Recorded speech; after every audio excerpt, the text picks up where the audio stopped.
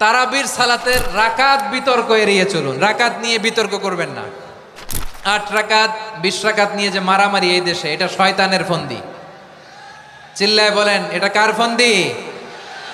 আমরা 20 রাকাত পড়ি, আপনারা হয়তো 8 রাকাত পড়েন, কোনো অসুবিধা নাই। আমরা যারা 20 রাকাত আমরা পড়তেছি, আমরা 20 রাকাতের কথাই বলি। 20 রাকাত আমরা পড়বো আজীবন। সৌদি আরবে মক্কা মদিনায় 20 রাকাত পড়ে, কোনো অসুবিধা নাই। অন্যান্য মসজিদগুলোয় 8 রাকাত পড়ে। এই নিয়ে এদের মধ্যে মারামারি আছে?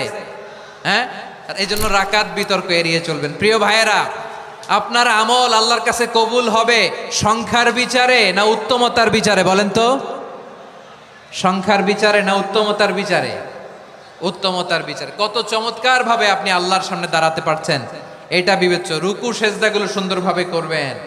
রুকু থেকে সোজা হয়ে দাঁড়ানো ওয়াজিব।